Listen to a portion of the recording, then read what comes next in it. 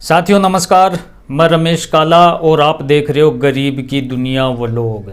दोस्तों, दिव्यांग स्कूटी योजना से संबंधित ये वीडियो है। एक तो नई स्कूटी 2023 में जो आवेदन हो रहे हैं उसकी उम्र से संबंधित, उसके शपथ पत्र से संबंधित, उसके रोजगार प्रमाण पत्र से संबंधित और पुरानी जो 2022 वाली जो स्कूटियां हैं उनमें वितरण से संबंधित कहाँ कहाँ क्या प्रोसेस चल रही है, किन दिक्कतों का सामना करना पड़ रहा है, वाउचर मैसेज से संबंधित। वाउचर मैसेज किसी के आ गया, किसी के नहीं आया, बताने वाला कोई है नहीं। काफ़ी दिव्यांग लोगों के सामने समस्याएं आ रही है। आपके क्या समस्या आ रही है आप कमेंट में ज़रूर बताएं।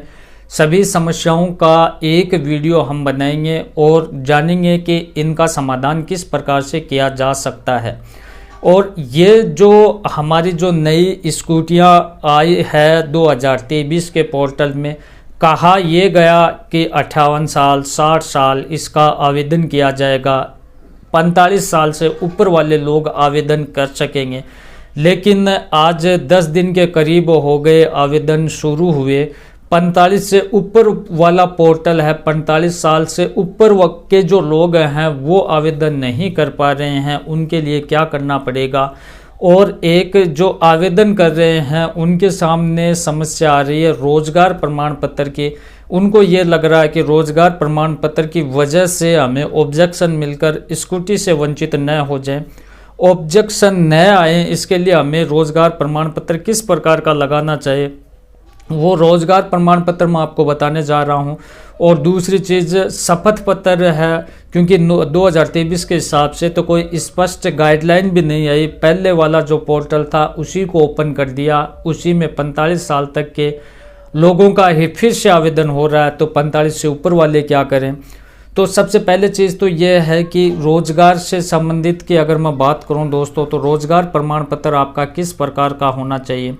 और एक जैसे कि ये आपको डॉक्यूमेंट कौन से लगेंगे ये तो सभी को पता हो गया होगा अभी तक, कि एक तो आपका यूडीआईडी कार्ड आपका होना चाहिए। यूडीआईडी कार्ड छोटा सा कार्ड होता है, ऑनलाइन दिव्यांग सर्टिफिकेट वो होता है, वो है तो ठीक है, नहीं तो आपके पास एक बड़ा साइज में वो प्रमाण पत्र होगा दिव्यांगता का, वो भी ई-मित्र से आप निकलवा सकते हैं या होगा।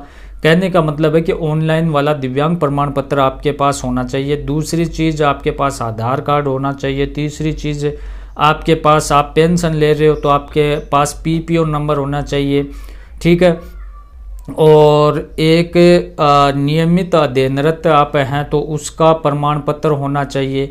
अगर आप अध्ययनरत नहीं हो, आप रोजगार कर रहे हो, तो रोजगार प्रमाण पत्र है वो किस प्रकार का होना चाहिए। देखो, विशेष योग्य जन आवेदक को रोजगार कर रहे हैं नियोक्ता द्वारा जारी प्रमाण पत्र अथवा समय का शपथ पत्र प्रस्तुत करना होगा। इसको आपको थोड़ा सा समझना होगा। नियोक्ता द्वारा जारी प्रमाण पत्र एक तो हो गया कि आप किसी भी संस्था में आप काम कर रहे हो, जैसे आप स्कूल में पढ़ा रहे हो तो स्कूल का लेटर पैड हो जाएगा। उस स्कूल के लेटर पैड पे प्रिंसिपल है वो लिख कर दे देगा कि ये व्यक्ति हमारे विद्यालय में इस सत्र से वर्तमान तक अध्यापन कार्य करवा रहा है, इसका कार्य संतोषजनक है। और फिर वो अपने लेटर पैड पर अपनी सील लगा देगा, अपने प्रिंसिपल है वो अपनी स्कूल की मोहर लगा देगा, सिग्नेचर कर देगा। तो नियोक्ता द्वारा जारी प्रमाण पत्र ये हो गया, ठीक है, समझ रहे हो आप।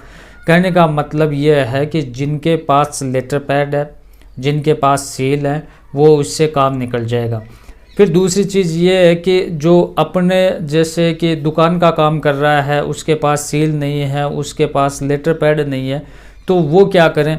तो उसके लिए अब कुछ ऐसे भी हैं कि लेटर पैड तो ऐसे होती है, उसके पास सील वगैरह नहीं होते। कोई यूँ मान सकते हो कि वो देखने में इस प्रकार से लग रहा है कोई फर्जी सा सिस्टम है, लेटर पैड भी नहीं है और उसके पास सील भी नहीं है। तो वो क्या करें, तो वो शपथ पत्र है वो 50 रुपये का आप एक नोटरी करवा के शपथ पत्र आप लगा सकते हैं कि मैं इस दुकान में काम करता हूँ, इतने समय से करता हूँ, इतने मेरे घर की दूरी है, मैं दिव्यांग हूँ।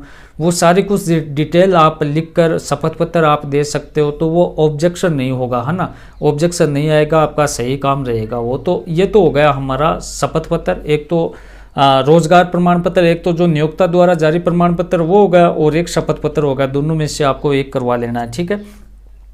उसके बाद मैं बात करूं दोस्तों कि आपके शपथ पत्र की, शपथ पत्र एक लगेगा। शपथ पत्र अब किस प्रकार का लगेगा वो भी मैं आपको स्क्रीन पे लगाकर दिखा देता हूं, क्योंकि कई के दिक्कत है कि शपथ पत्र किस प्रकार से लगेगा। और मेरा ये मानना है कि इस चैनल पर 7,000 से ज़्यादा लोग हैं, उसमें 6,500 दिव्यांग, मैं मानता हूं कि 6,500 से ज़्यादा दिव्यांग लोग ही हैं।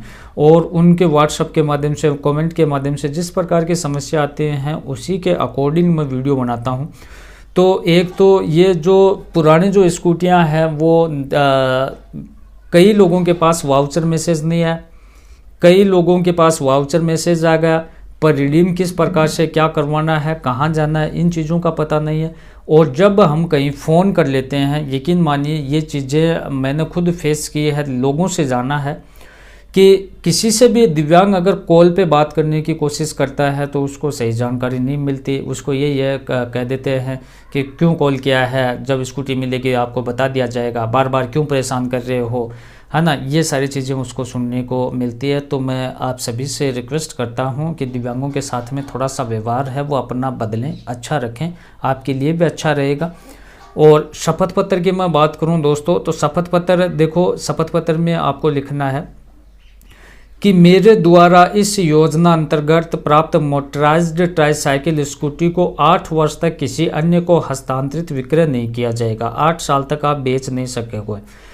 पूर्व में भारत सरकार व राज्य सरकार द्वारा संचालित किसी भी योजना अंतर्गत मोटराइज्ड ट्राईसाइकिल, बैटरी चलित वाहन, स्कूटी वाहन मैंने प्राप्त नहीं किया है तथा आवेदन पत्र में अंकित समस्त जानकारी संलग्न दस्तावेज पूर्णतः सही है। अगर कोई भी तथ्य असत्य पाया जाता है, भारत सरकार या राज्य सरकार द्वारा संचालित किसी भी योजना अंतर्गत मोटराइज्ड ट्राईसाइकिल या बैटरी चलित वाहन, स्कूटी प्राप्त किए जाने की स्थिति में मेरी व्यक्तिगत रूप से जिम्मेदारी होगी, ठीक है। तथा योजना अंतर्गत प्राप्त की गई बैटरी चलित वाहन, स्कूटी की लागत राशि एक मुश्तमय ब्याज के विभाग को वापस जमा कराने का मेरा उत्तरदायित्व होगा तथा विभाग को मेरे विरुद्ध नियमानुसार कानूनी कार्रवाई करने के लिए भी अधिकार होगा। शपथ ग्रहीता मतलब आपको सिग्नेचर कर देने, यह आपका शपथ पत्र लगेगा। ऑनलाइन आपका जो भी डॉक्यूमेंट है, आपका पीपीओ है, आपका यूडीआईडी कार्ड है, और आपका जो भी डॉक्यूमेंट है वो जन आधार में अपडेट होना चाहिए, ठीक है।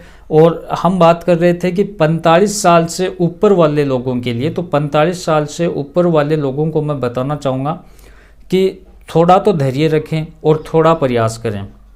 45 से, मेरा ये मानना है कि 45 से ऊपर लोगों की उम्र के आवेदन होंगे, स्कूटी के लिए आवेदन 45 से ऊपर वाले भी करेंगे। ये पोर्टल भी खुलेगा, एज लिमिट बढ़ेगी, लेकिन मेरा व्यक्तिगत मेरी ये राय है कि आप एकजुट हों 45 से ऊपर वाले, और आप थोड़ा सा ज्ञापन वगैरह ये देना, जैसे कि समाज कल्याण विभाग में आप लेटर दे सकते हो, आप कलेक्टर के माध्यम से मुख्यमंत्री टीकाराम जूली और निःशक्त आयुक्त उमाशंकर शर्मा को आप ज्ञापन दे सकते हो।